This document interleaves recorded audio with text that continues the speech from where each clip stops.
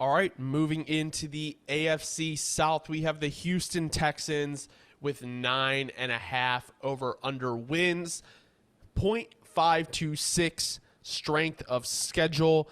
And Houston opens up against Indianapolis. Then they got Chicago, Minnesota, Jacksonville, Buffalo, New England, Green Bay, Indianapolis, New York Jets, Detroit, Dallas, Tennessee, Jacksonville, Miami, KC, Baltimore, Tennessee. What are you thinking, Dobbs? Dude, I'm going to say I'm not doubting CJ Stroud after last year. Like, this is one of those situations where it's like that team rallies behind him. Like that team rallies behind D'Amico and CJ. They have you can just tell for last year that team really developed a culture in that first year. They added so many pieces. I don't care what the strength of that schedule says. I think they're finding a way to get to 10 wins. Give me over on this one easily. I don't care what that strength schedule says. Easily for me. Yeah, I mean, if you add all you added in the draft and free agency and you don't get to 10 wins, in my opinion, that's kind of a failed season. I mean, I know the regular season doesn't necessarily determine everything.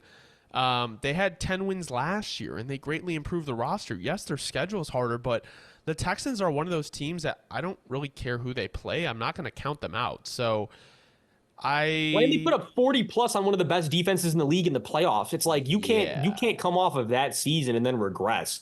Or at least you can't do it and then feel good about the future. So if they're on the trajectory that we think that they are, there's just no way, right? No. So I'm going to go over for the Houston Texans. Looking at the Indianapolis Colts, we have an over-under of 8.5 games with a strength of schedule of 4.91.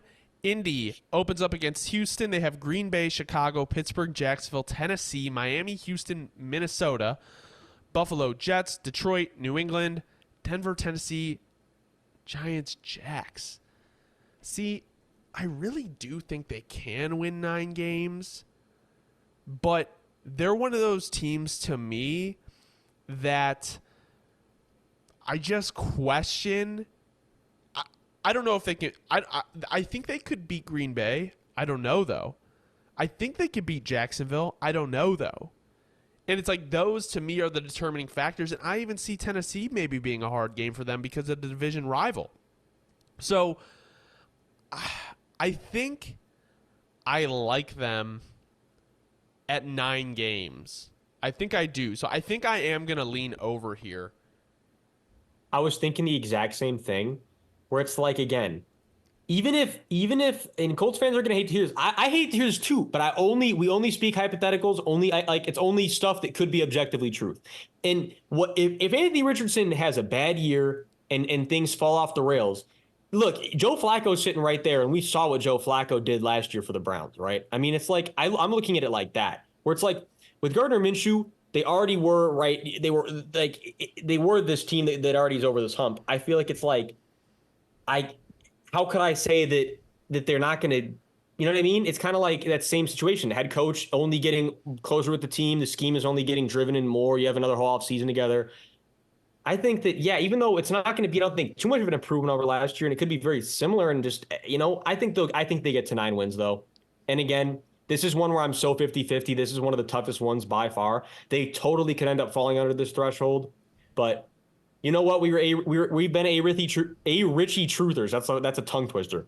We've been a Richie truther since day one. We can't fold on him now. No. So now we're into one of the interesting teams, and as I look at our predictions, we've been going over quite a bit. And so 1, 2, 3, 4, 5, 6, 7, 8. So I guess we're not too much. We're similar in over and unders. It just we've been on a high string of over. So I was trying to think, like, looking at these teams, like, it's hard to really, you want to be optimistic, but this is one of those teams where I just don't know. Jacksonville Jaguars with 8.5, 0.512 strength of schedule.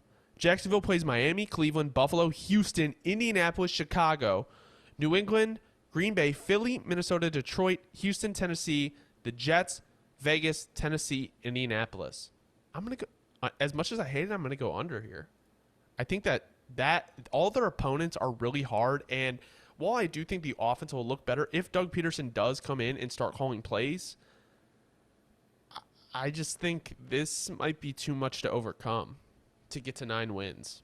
See, I'm gonna go over on this one just because I still have faith. I have faith Trevor Lawrence is gonna carry this team to like to at least 9 wins. But I'm with you. Like this is not an easy one either, especially with that strength of schedule. I just think, especially after how disappointing last year was, there's gonna be that motivation, especially for Doug Peterson to have to find a way to at least be a playoff team. So with that said, I am gonna take the over on this one.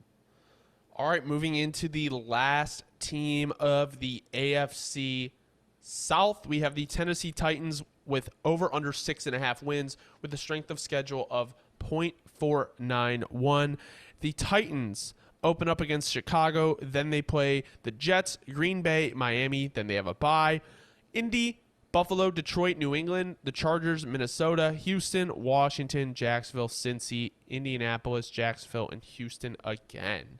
So, to get to 7 wins, they're realistically going to have to beat Chicago, Indy, New England, the Chargers, Minnesota, Washington, and then Jax or Indy again. I think I'm going under. I think they're a 6-win team. I don't know though. I really wanna pick over though. Like I think they could really easily get to 7, but I don't see them sweeping anybody in their division, you know? And I think that's where some of the wins need to come from. Yeah, you know what? And again, look, I'm going to go under, but Titans fans, let me be completely clear. That's just because of what I know right now, where if Will Levis makes a humongous jump next year, there is no doubt that they could end up actually shattering this total and being one of those really surprising teams. So I want to be clear, Titans fans. Like, this is no slight. It's just what I know now. And it's just like, because I can't put my stock into someone that hasn't shown that they've made that jump. Like, yes, Will Levis showed us flashes. Will Levis has showed us good stuff. But I want to remind people, we've seen other quarterbacks have those flashes and then it just never pans out. Like Will Levis would not be the first and would not be the last to be able to really surprise you initially and then never make it work all the way and really make it round out. Again, do I want to believe that he can be that guy for you guys? Absolutely. But I just can't go all in yet because it's still minimal sample size. But again, he could come out this year and very much be a surprise. And you guys could be one of the surprise teams this year. But with what I know right now, I'm going to go under on the Titans right here.